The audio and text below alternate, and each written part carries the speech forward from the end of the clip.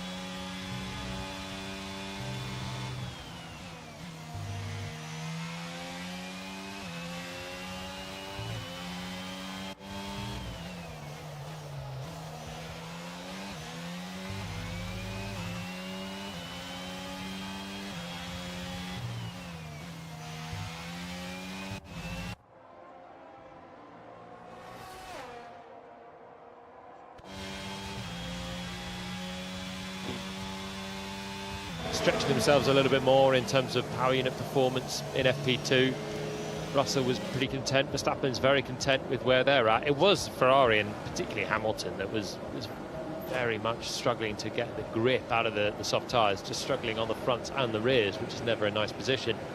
It would normally say that they haven't got the tyres in the right window. So Lewis jumps back into that cockpit and can feel what changes they've made for the first time shortly. I mean, it's still so quiet out there. Just Gabriel Bortoleto circulating in the south at the moment. Colapinto has done that early run. They've done almost identical times at the top. They're the only two to have done that, to have done any lap time. Yuki Tsunoda waiting down in the pit lane, and here's a man that Christian Horner was praising in his team principal press conference yesterday, Isaac Hadjar. He said he was the best performing rookie of the season, which statistically is not true, but I think his performance as the runner-up in the Formula 2 Championship with the car, when he's been scoring superb results so far this year, has been mighty impressive. So statistically, who is the best rookie? Well, Kimi Antonelli. Which stat are you looking at? What do you mean?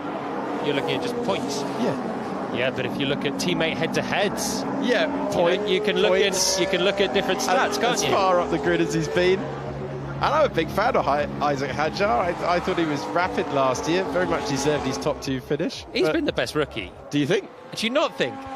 Kimi Antonelli took a sprint pole. Yeah. Rookie seasons are peaks and troughs, aren't they? Okay, that's the one moment that he's had so far. He's been behind George pretty solidly all the time. Isaac Hadjar has been lighting it up in the Racing Bulls. Okay, his teammate is Liam Lawson and not George Russell, or it was Yuki Tsunoda. But I don't know. I think Hadjar's been the more complete rookie. I think he hasn't had any lows apart from the Melbourne formation lap. Yeah, but anyone can have that. That was a treacherous conditions and a bit of bad luck. He bounced back from that brilliantly, didn't he? And he's bounced back from that brilliantly. I'm super impressed with Hadjar, and I'm more impressed with Hadjar than I am Antonelli at this point. You don't have to compare apples to oranges. I'm impressed also with Antonelli in the Miami moment. I don't want to be too discerning on the other rookies. I think Antonelli's done a good job. I think Ollie Behrman's doing a great job.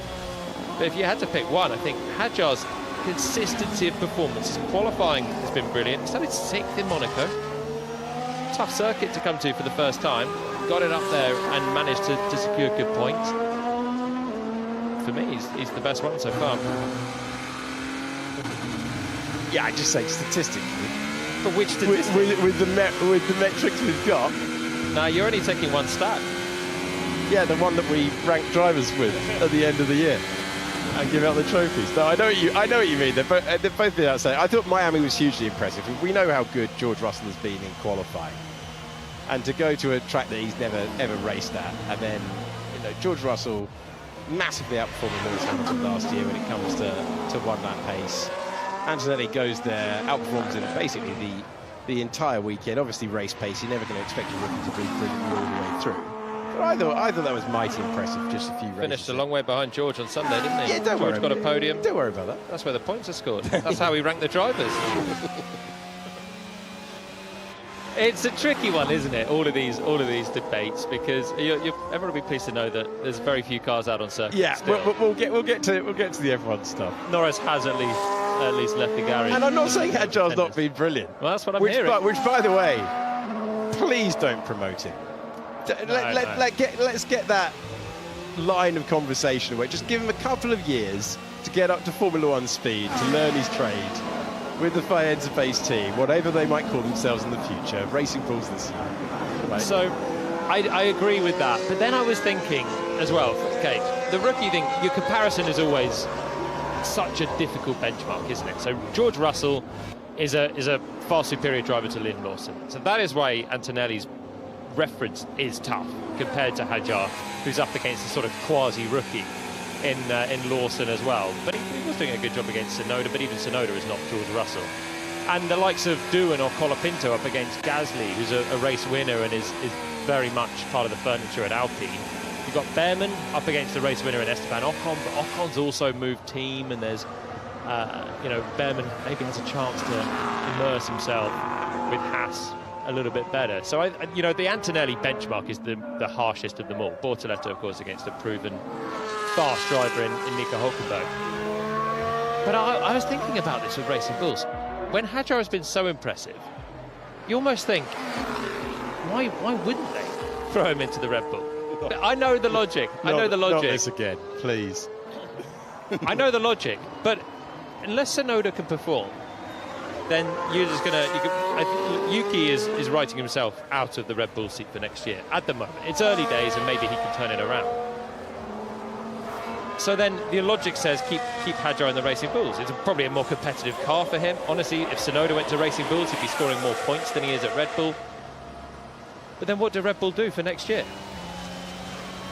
Try and engineer the second car. Okay, which they're trying already. I know, but so then what do? They keep revolving race engineers every year, don't they? They're trying their best. I'm sure they are. The perfect recipe. So what do they do? They put Hadjar in for next year? I don't think that's a very good idea. I don't think that's. But they never promote Hadjar. No, they just give him a couple of years to. I always err on the cautious side of this. You'd have had Antonelli sitting in this seat. In a Williams. Yeah, where he would have consistently scored points, and I'd be calling him the Rookie of the Year. We're filling time at FP3, and I'm sure you'll have your opinions about it as well. But standout moment in Miami for Kimi Antonelli. Brilliant all season long since that formation lap faux pas. For Isaac Hadjar, he's been absolutely outstanding. And we were mentioning Yuki Tsunoda, who got the promotion, and he was reporting the same thing. That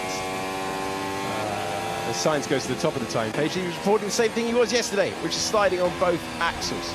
So no grip for the Japanese driver, no confidence for the Japanese driver as a result, and the same problem as yesterday, which is disappointing considering how good we know Red Bull are at fixing Friday cars into a slicker operation on a Saturday. Well, his first lap is 0.3 off Norris's first lap, medium tyres to medium tyres, so it's comparatively better from what we can take on these just sighter laps really on a medium. Sainz has smashed it to the top of the times, quite considerably quicker than the Haas cars on the soft and quicker than the McLaren and the Red Bull on the medium. And there is quite a performance gain switching to the soft tyre, so that is something that is different to the last couple of weekends as Hamilton leaves the garage. On the mediums in the Ferrari, Charles Leclerc is out there instead of soft at the moment, so Ferrari splitting at this stage. We've got Oscar Piastri as well on an outlap, and now we get the champ, Max Verstappen, heading out also on a set of mediums. So finally, FP3 can get lively. In front of hugely packed grandstands, which is always lovely to see, and it's been the case nearly everywhere we go in Formula One in recent times. And that every single weekend has a phenomenal atmosphere. No more so than this final sector, which has seen some incredible days through the years. The qualifying head-to-head, 4-all between Lando Norris and Oscar Piastri.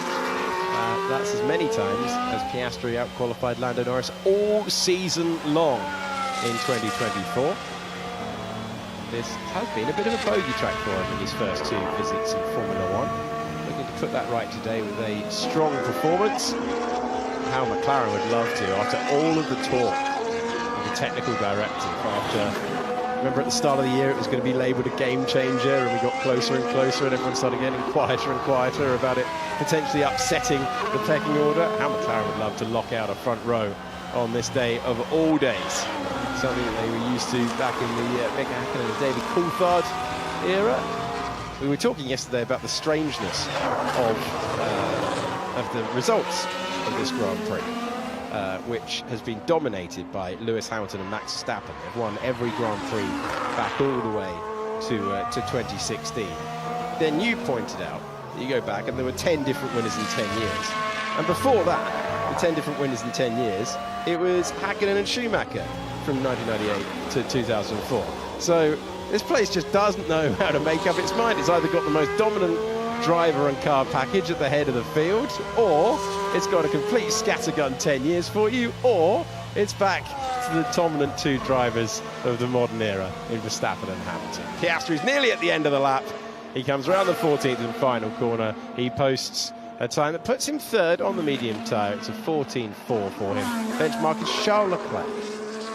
So that's Leclerc on the softs, as we saw coming out of the pits. Hamilton on the mediums. But the good thing is, if we're going to get into a new cycle of different winners every year, there are 18 to choose from to get back into that new cycle. Fernando Alonso is a former winner, I guess, so 17 drivers haven't won the Spanish Grand Prix yet. Feels like the two in the papaya car might have the best opportunity. Let's see if Lewis Hamilton's on a better day in the Ferrari. First flying lap for him coming out. Oh, it's pretty good on the mediums. Yeah, very close to Charles Leclerc. Charles Leclerc has been one of people's vote for an unlucky driver, mainly due to his 2022 season, all the mechanical failures from the lead that year. It's Leclerc, then Hamilton, Sainz, then Albon, Piastri, then Norris. Fortunately, the people agreeing with you on social media about Isaac Hadjar, so maybe we don't use social media, you know? No, keep it coming. Maybe it was an experiment that didn't work. On board with George Russell with the turn number 4. I was thinking Leclerc as an option for a current driver who's been very unlucky. I mean, just look at his Monaco pole positions and finally converted one for the third time in basking.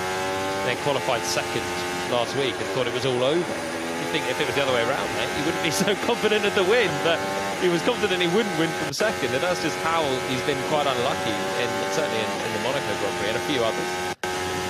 George Russell, soft tyres on. Okay, we're going to be lowering the benchmark with this one then through turn 10. Long left-hander, bring it back to the left-hand side for turn 12. Verstappen struggling for rear grip. He's on a medium tyre and has done a competitive enough lap on that one. Flat out through 13, tiny feather through 14. Here we go with Russell.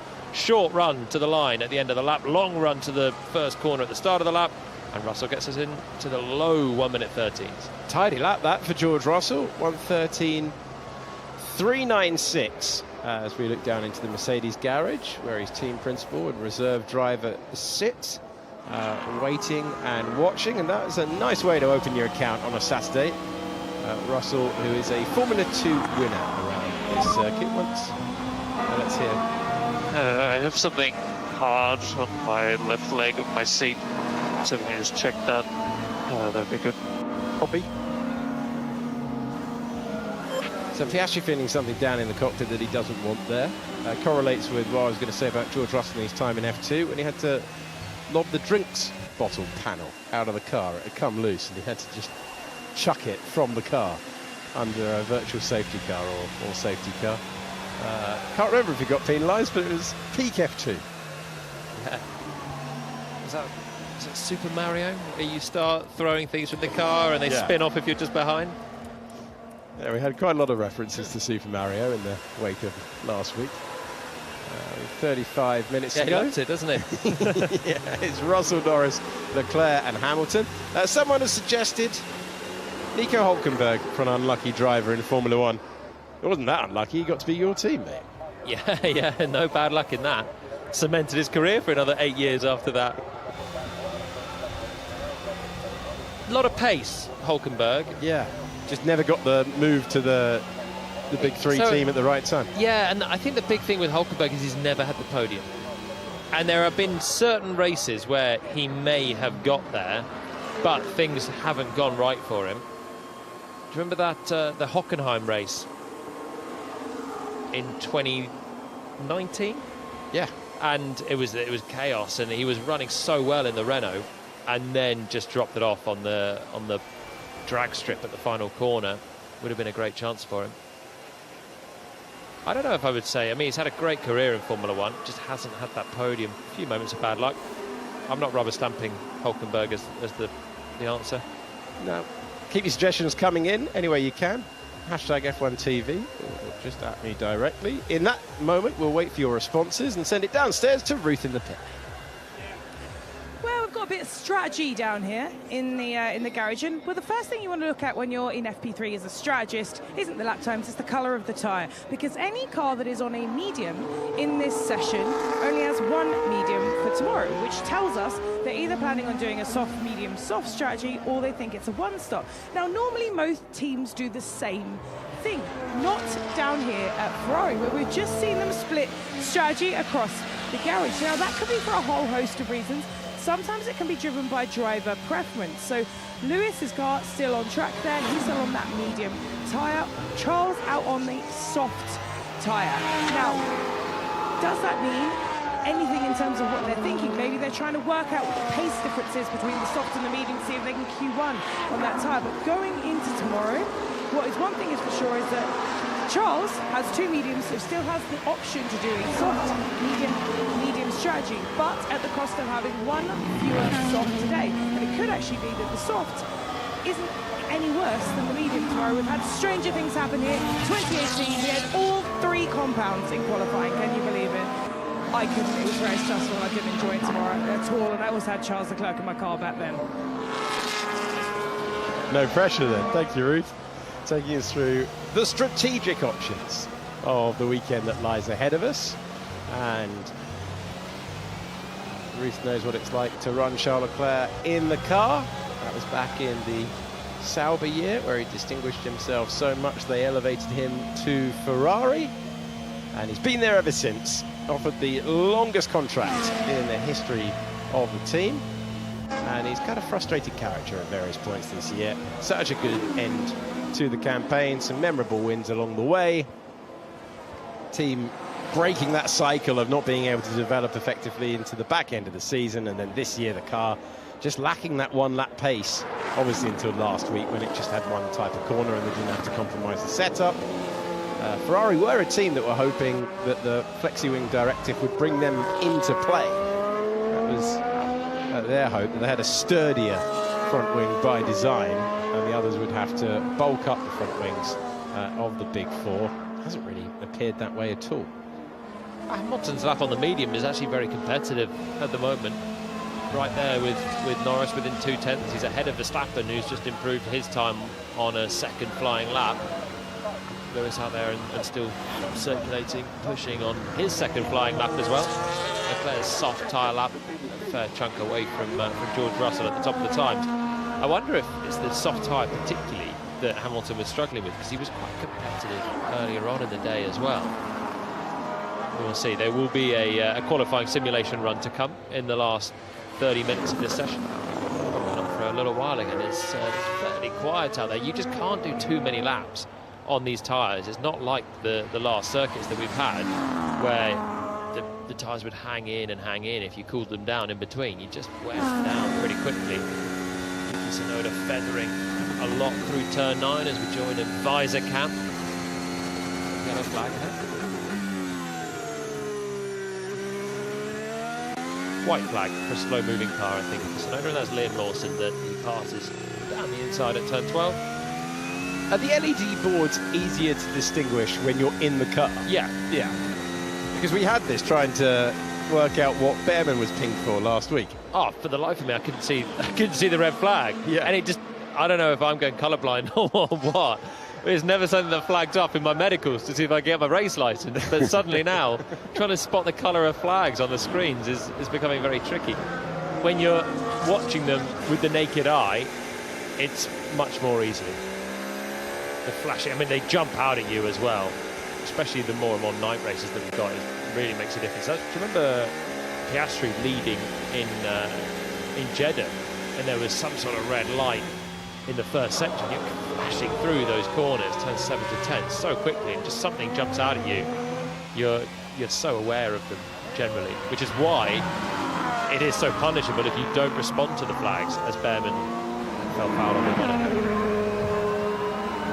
Put him towards the back, and he will hope to show the pace he showed earlier on when he was in FP1 running in the top 10, so hoping to continue that. That was FP1 yesterday. This is FP3 with 30 minutes to go. Liam Lawson kicking up the gravel, and won't be the last person to do that on qualifying Saturday.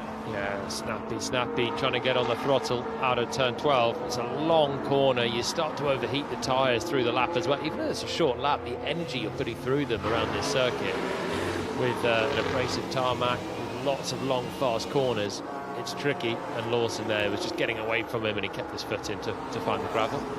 Straight away brings it in. And the track feels quieter again, with a line of cars all pitting on the same lap. Let's have a look at her on board. So you've got this long corner to the left. I think he's already maybe over track limits, turn 10 there. And coming in for a late apex that we'll never quite find with Lawson, and losing the rears in combination with maybe a little bit of dirty air from Colapinto, and just has a snap and a wheel through the gravel, nothing major. Liam Lawson coming off the back of his best ever result in Formula One in last week's Monaco Grand Prix. 8th position, his first point score of the season. Tumultuous season as well for him, so good to see him get on the board. Just Alonso, Colapinto and Bortoleto, the active drivers, have yet to score in this year's World Championship. So here's a question for Mr. Cautious. You can see all the gravel there that's been kicked up from that Lawson breeze through that gravel as Piastri starts another flying lap. Mr. Cautious, would you still have put, with what we know after 8 races, would you still have put Antonelli in the Williams, or do you think the Mercedes option was good for him? Because you were seeing him coming up through the ranks, and you were a big advocate for a learning year, which is what we heard from Ruth. She was doing race strategy for Charles Leclerc in Sauber. George Russell learned his trade with a few years in Williams. It's a fairly common path. Max Verstappen was in Toro Rosso. It's a big move for Antonelli to jump straight into Mercedes. You were against it. I was. What do you reckon now, 8 races in? Yeah, I think he's done well. I think he's doing everything the team are asking him to. I think they set him an enormously high bar. The one thing that I have been impressed with is that they were able to get all the big, expensive, high-speed moments out of the way during the testing behind closed doors. And I worried that he wasn't going to be able to edit that out of his Grand Prix weekends, that we were going to see maybe 3 weekends in this first 8 with big offs in practice or Q2, and that it was going to dent his confidence, and that the only thing that is going to stop him being a megastar is dented confidence and the weight of the world on his shoulders after sessions, having to answer questions, having been put in the spotlight of a Mercedes Formula One seat, which, in fairness to all the other great teams that we have, is not the same as some others slightly further down your timing page there. But he's kept it clean all the way through the weekend. So yeah, Mercedes vindicated with the approach that they took, and he's impressed me by keeping it clean. There you go. I can hold my hands up and admit mistakes. Let's find out whether the other Alex can. Standing at turn 6, Alex Brundle. Always remember, if you're considering a career in presentation, you do not have any control over where you're sent. Yesterday, I was adamant that turn 6 is not a corner. That is turn 6, according to the track map here. It is the run. It is the run from turn 5 to turn 7. Actually, a very interesting part of the racetrack up there, and a very interesting part of the racetrack down here. Not so interesting here. But anyway, Lando Norris lost a couple of tenths on the exit of turn 5 yesterday. Clouded his peak pace lap in the McLaren as we wait for Isaac Hadjar to come through. But turn 7 is a really interesting spot. And the reason it's a really interesting spot, especially for the race runs, is at the 160 kilometre per hour apex here. You've superheated all the way through the first sector, the left front tyre. And it's really the first time you actually, because turn 5's pretty slow, it's really the first time you actually ask a lot of that right front tyre. And what I'm seeing in here is the right front's pretty cold, but then delivers grip through the middle of the corner. And if drivers are not accurate, you do a little bit like what Charles Leclerc did on his peak pace, on his qualifying simulation yesterday. Have a bit of a shimmy in the mid-corner if you brake too deep, and lose a couple of tenths. It was actually 0.2 of a second for Charles Leclerc yesterday, giving hope to Ferrari that they might be back on the pace today. Everybody a tiny bit wide down in turn 7, apart from Piastri, who's right in there on that apex curve. So really, really accurate stuff from Piastri. Had the engine turned up, though, a little bit yesterday. Took 0.3 of a second already by the time he got down here. But yeah, there we go. You've seen it, turn 6. You can make your own mind up whether you feel that merits a corner number or not. It's a true driver's corner, turn 6. Yeah, separates the good from the great. And surprised, I mean, it's a pretty bendy corner, isn't it, not to be listed. Let's have a look. You can decide for yourself. Through 5. Now, here we go. Oh my word, Pierre Gasly rotating the car. Poor old Brundle, he's a good sport for doing that. Yeah, he's won me over with that argument. Minor complaint corner and a rare win. It's a win for Brundle. It's a rare win for Brundle. Nicely done, sir. He's giving us the trackside view, like he was yesterday. F1 TV at the Spanish Grand Prix, and watching Gasly down in 16th position at the moment. Haas have run on the soft tyres. They're 17th and 18th. Beto down in 19th on the medium collar. Pinto again 20th. Which is not what any of his fans would have wanted to see. Gasly continuing on a slightly longer run there, and beginning to filter to the pit lane for the majority of the field. Hopefully for a quali sim to come our way, as it's not been the most energetic of sessions, but we've gone round the houses on a variety of topics. As Piastri goes back, McLaren still running their Monaco livery. It's definitely got the feeling of a third round of a triple header, hasn't it? This one, in the nicest way. Feels a little bit like a session after lunch of a test match. Some race weekends, some sessions, just they do feel a little bit like that. You know, it's human nature to be travel weary. You come from the buzz of Monaco, where the concentration has to be so high, even in what is quite a dull race. The drivers have got to focus so much. The strategists have got to focus so much. So you might be sitting at home watching the TV, thinking, "Oh, everyone's just dialed out." They are not. They have to stay on it.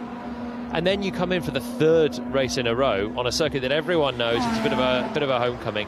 But the points still count as much here as they do in Monaco and in Imola. And we may well get a thrilling race on what is going to be a defining race weekend of the season as well. So whilst it is a little bit sleepy for FP3, we've got 20 minutes now left on the clock, and we're going to get some quality simulations that will be critical still. And I maintain that I think if Red Bull cannot get a challenge to the Mercedes or to the McLarens and really probably beat them with Max this weekend, I think McLaren are looking very good for an intra-team championship battle. I think if Max wants to stake a claim for the championship, he's done a great job to stay within one race of the championship lead, but he's got to turn it up here, because on paper this is a great circuit for Red Bull. High-speed corners, the car works well, some slightly longer corners, but the car is working well when it gets a flow to it. It doesn't want to have the mix of low speed and high speed. It doesn't really like the bumps and the curves of a Monaco or a Canada, which is coming up next.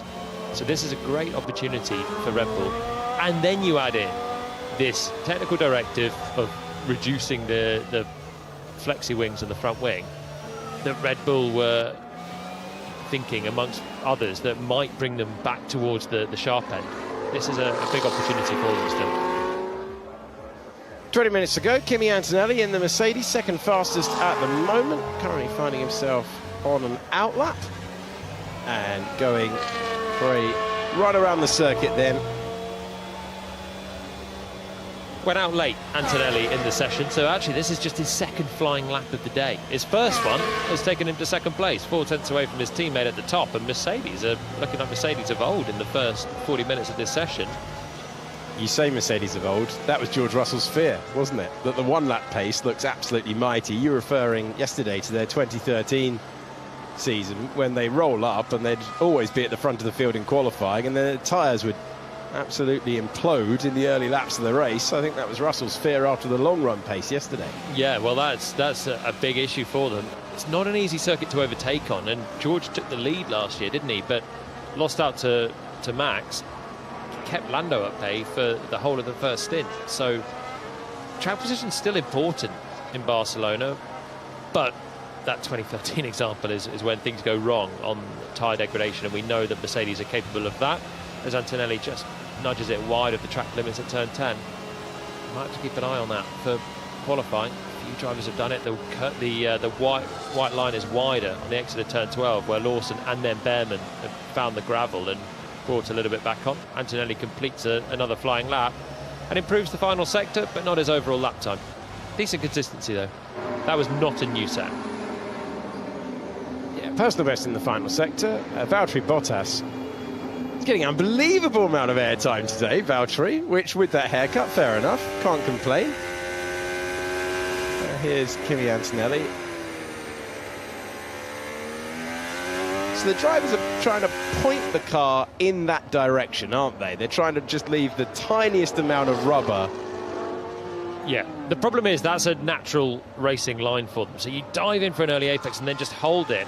And we saw Antonelli did his personal best final sector, but you can also see it's over track limits. So it's not a mistake that's taking him out there. It's his natural line. It's a quick line. So we are going to have to get the old microscope out for qualifying infringements. More to the point, the stewards will. And we've seen a couple of times so far this year. It's not been easy for them. But I think it's really just that one area that seems to be a concern heading into qualifying. The newly reprofiled turn 10. Still fairly newly reprofiled. Verstappen's on a flying lap. New set of softs for Max. And he's done a personal best. He's done the outright best in the first sector. So mediums to soft. 7/10 at the moment off George Russell. He's got plenty to find. And he is finding it as he sweeps through turn 6. Sure, we'll join him any moment. We've joined his engineer. Getting closer. 21.716. There he is. I knew they wouldn't let us down. Right, same corner we saw the error from with Antonelli a few moments ago. Oh, it's going to be fun in quali, isn't it? Perfect from Verstappen. So long as you keep a wheel on the white line, you're okay. And Max did. On that occasion, he does out of turn 12 as well, giving it everything. Flat out through 13. Drilling it through 14 as well, and he does do the fastest time so far. That was a great onboard around the final corner. Hearing the car scraping, pleading with the grip that it had. 1:13.375 to go. Top of the times at the moment. If there was a lift in there for the final corner, it was imperceptible amongst the natural scrub of the car going through a huge amount of G-force at a high-speed turn. Verstappen looking confident, goes to the top of the times, but only by 200s. And the Mercedes will have another set of tyres to throw at this as well in the end of the session. Norris is out on circuit. He's 1/10 up on Verstappen in the first sector, and we pick up Lando through turn 6, up to 7. A couple of corners earlier than we had Max, and we can see through turn 9 now. This one over the crest, right-hander. Whoa! Lando Norris has to bail out of it. On the push lap, trying to beat Verstappen's time and taking to the runoff. An old configuration of circuit that gives you a get out of jail card, but just that snap on the apex of 9 gives you a illustration of how much speed they're carrying through that corner. Yeah, big exhale for Andrea Stella as his car stays on the circuit or gets back to the circuit without even as much as a trip through the gravel there for Norris. This is going to be hairy stuff.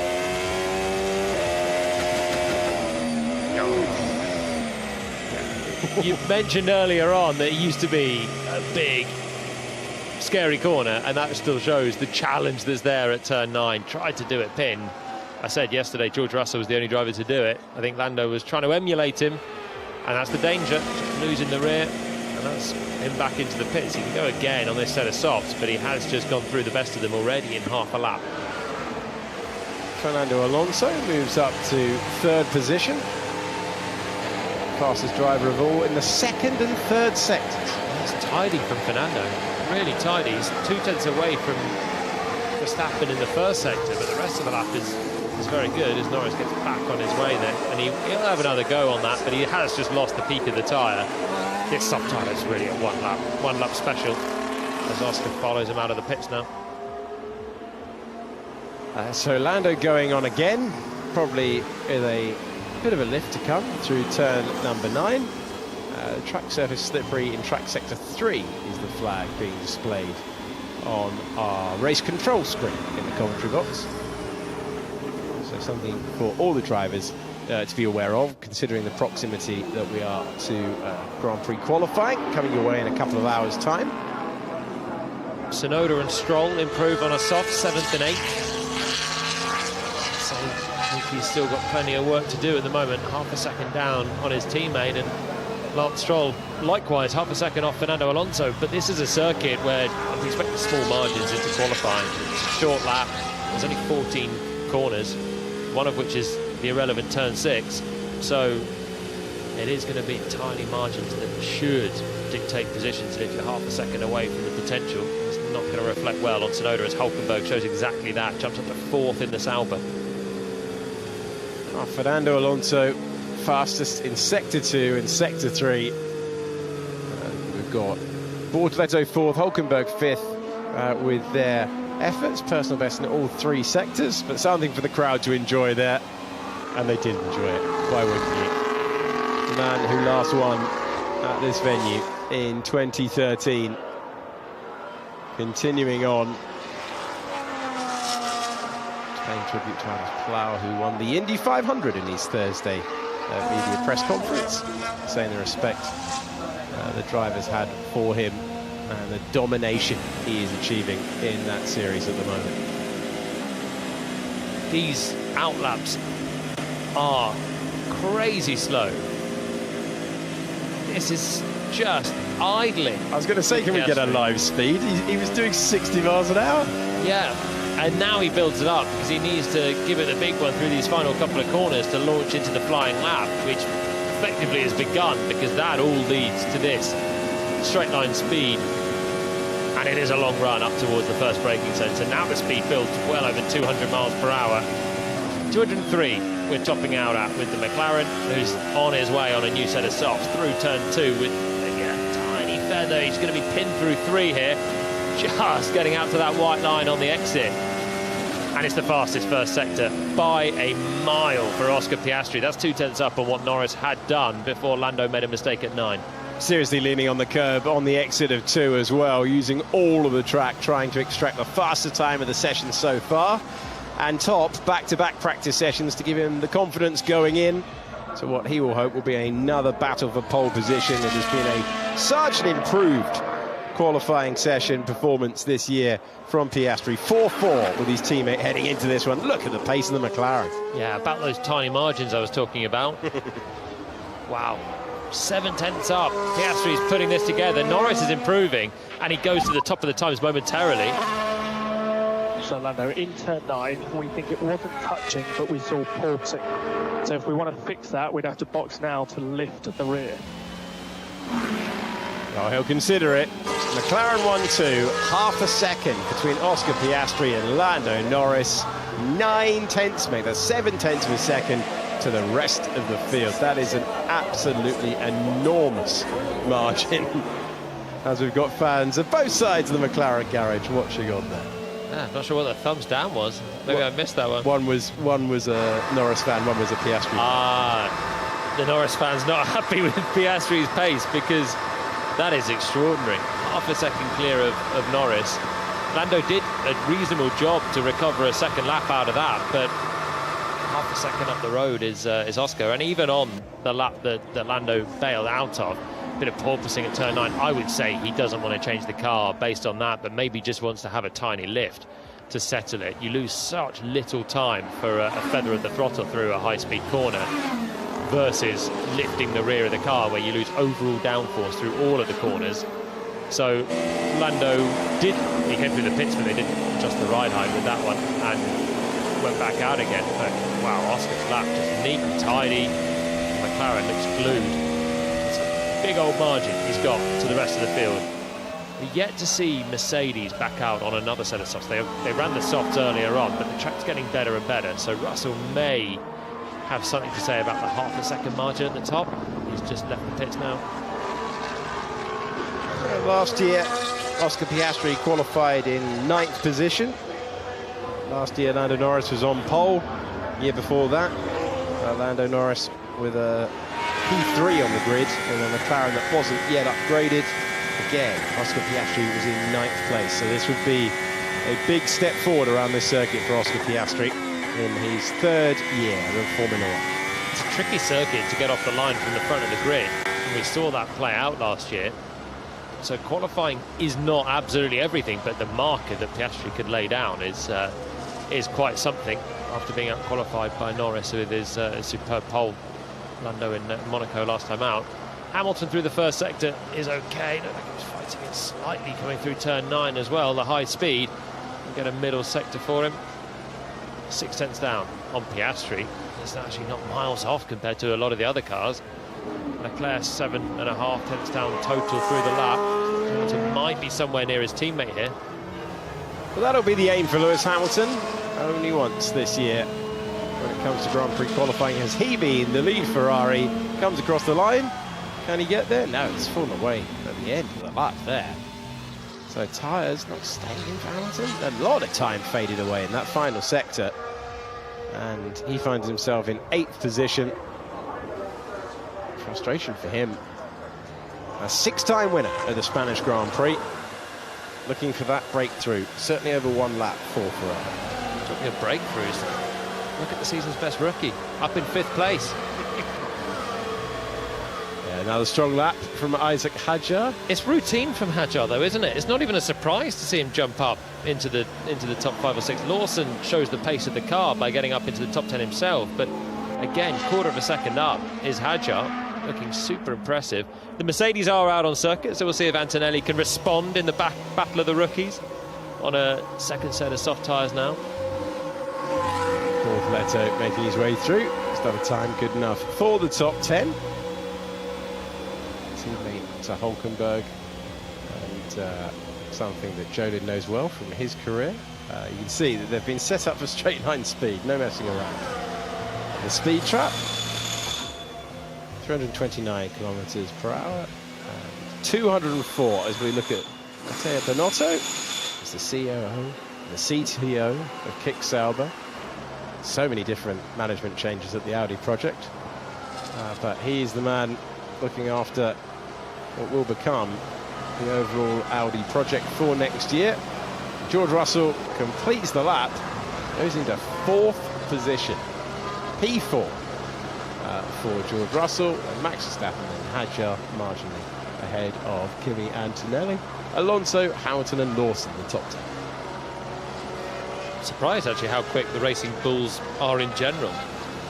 Hadjar very impressive, but Lawson also up in the top 10. It's a car that we thought would go well in Monaco because of the low-speed prowess, but it turns out it's a pretty decent all-rounder as well. What about Williams? Carlos Sainz with a fantastic track record around this circuit, finds the gravel coming out of turn 12. Keeps his foot in for the final couple of corners. Comes across the line, 13th position for Carlos Sainz. Ever present in the top 10 by the end of a Spanish Grand Prix in his Formula 1 career. But that is not what he'd like to see at this stage of the session, behind both Saubers. He lost a fair amount of time, I think, in the final sector with that run through the gravel. He can still keep it footed, but it must have cost him a bit of speed. You can see it visor cam. A little bit of traffic, oversteer on the way in to 12. To be honest, it probably didn't even cost him that much. He was half a second off Piastri's fastest final sector, but Piastri's just on a different planet at the moment. One of those sessions where McLaren are long gone up the road, and I'm still expecting everyone to narrow that gap for qualifying. I don't think this is going to be a complete home run for McLaren later on. I was wondering what was going on with Albon, because he's only done one flying lap in this session. And there we go, he's not going to be doing another. So Sainz outside of the top 10, and Albon, one flying lap, 5 laps total. And bit of a shame for Williams then. They knew it was not going to be an easy weekend, but you at least want to get dialed in, and Albon's car will have to get prepped for qualifying, but he might be up against it early on. Williams uncertain what the issue is. They're currently investigating what's caused hardly any running for Alex Albon in the final hour of practice. 4 minutes to go. of FP3. Charles Leclerc being held by his team, having posted the 3rd fastest time. Pleased with that. What he won't be pleased with is the 7/10 of a second gap to the McLarens. Former pole sitter around here, Charles Leclerc, back in 2022. Max Verstappen, 4-time Spanish Grand Prix winner, heading back out onto the circuit. I still think the biggest challenge should come from Max later on. We've seen Mercedes having better one-lap pace here than they have done for a while. Leclerc, I mean, Brundle said it, didn't he, down at turn 7 when Leclerc yesterday lost a couple of tenths. If he had that yesterday with that mistake, if he hadn't have lost the rear of the car there, it would have put him on a fairly competitive overall lap time yesterday as well. So Ferrari, in the hands of Leclerc, a little bit more competitive here than they have been in the other non-Monaco circuits. We'll have to deep dive a little bit of the data before qualifying and see who's running what, but yeah, McLaren certainly have had the whip turned up, and I think the others to various extents haven't at this point. McLaren choosing that direction of attack.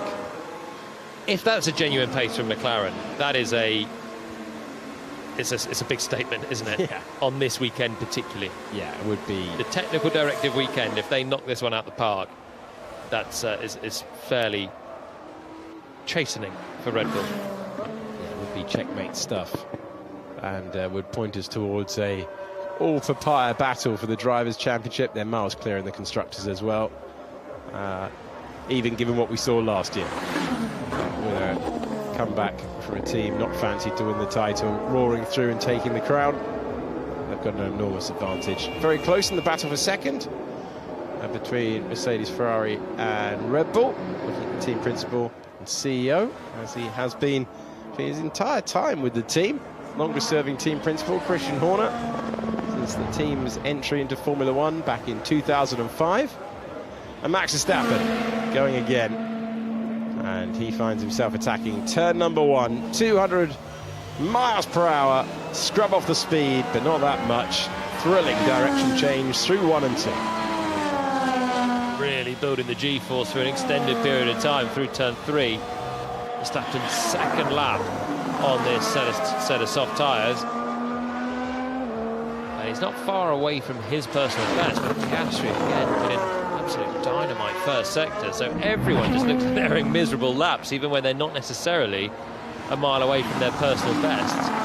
There shouldn't be much more in this for Verstappen, but he's been in the garage. They've made a setup change at Red Bull, and he wants to just explore what this feels like before heading into qualifying. He's giving it a big send.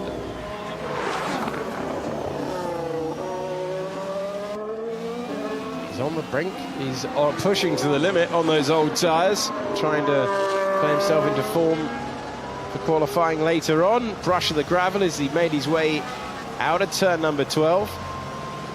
Really trying to extract everything from the car. Started the hour reporting rear sliding. Yuki Tsunoda reporting sliding on both axles. And there's half a second between the two Red Bulls. Verstappen pushing out there. Tyres didn't have the grip. He stays in 5th place. Let's check in with Isaac Hadja.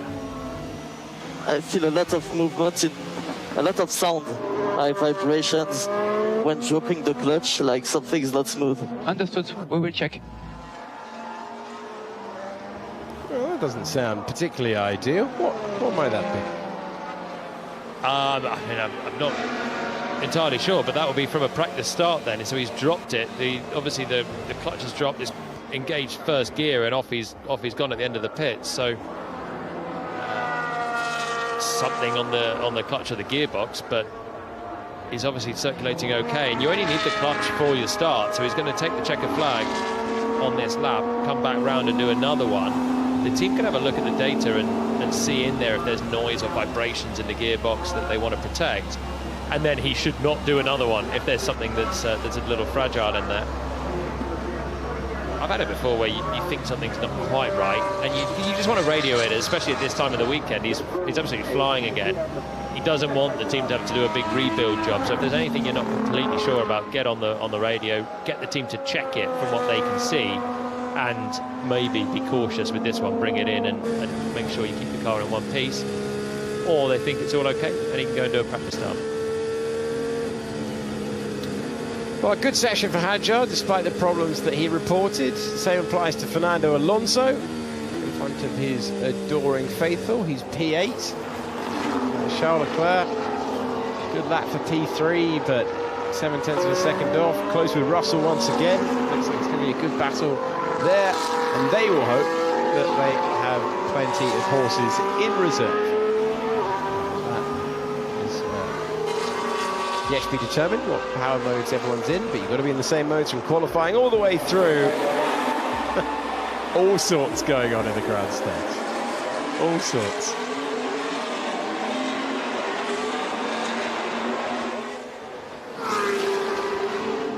As everyone rolling through to complete the session, then we'll have some practice starts, then we'll have some analysis, then we'll have a bit of a break, then we'll have a qualifying pre-show. You know how it works. In between that, though, we've been talking a lot about the rookies.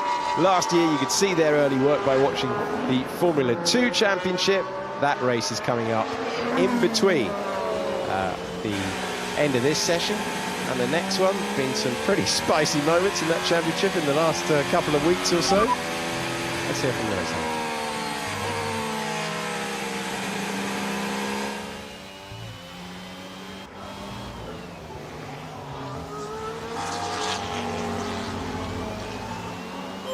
So Hamilton saying that his gear shifts aren't working. Stuck in gear. Yeah, you can see him having a go on the paddle at the back. That's your gear shift there, and he has got some changing of gears. Normally, if anything's not perfect, just leave it in the gear you're in and don't risk further damage. But obviously the team will be in communication to Lewis, and he knows this game pretty well by now. Cruising round, bringing it back and hoping it's not going to be a problem that persists into the qualifying hour. So he is shifting gear, a couple of upshifts.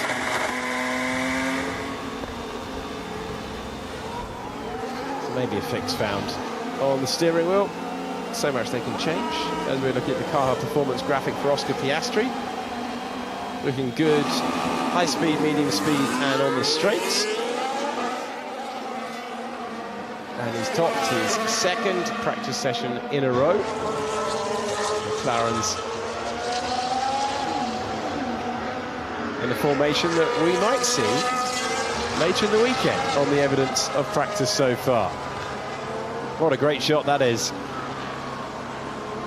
Barcelona in the distance, Montmello in the foreground, and a well-placed qualifying hour ahead of us. Well, McLaren topping the session once again. Oscar Piastri in FP2, Oscar Piastri in FP3. Lando Norris in second, Charles Leclerc in third. Check the margin, 0.7 of a second. Lando Norris was setting his time on an old set of softs. Then we've got Russell ahead of Verstappen, Hadjar ahead of Antonelli, Alonso ahead of Hamilton, and Liam Lawson completing the top 10 for Racing Bulls. Gabriel Bortoleto was ahead of Nico Hulkenberg, then it was Carlos Sainz who found himself in 13th, then it was Tsunoda, Stroll, Gasly, Colapinto, Ocon and Albon. Oliver Behrman was the 20th driver in the field, making up for lost time after his spin yesterday. Well, my thanks to Alex Brundle for his trackside hits, to Ruth Buscombe for the pit lane updates, to Jolyon Palmer for all of the above nonsense. And we will send it downstairs now to the paddock for some more analysis in the company of Ariana. Thank you very much, Alex and Jolyon as well. And Ruth, for your work in the pits, you've come straight from there, should I say. Get my words out. How was it? I mean, I think it was easier for me than cameraman JP, who's also come straight from the pits, who deserves the MVP. Great session. I mean, people say they don't like a slow session. I do as an engineer, because I got to look at wing choice, I got to look at tyre choice. It's fascinating. Okay, so you've had a lovely time.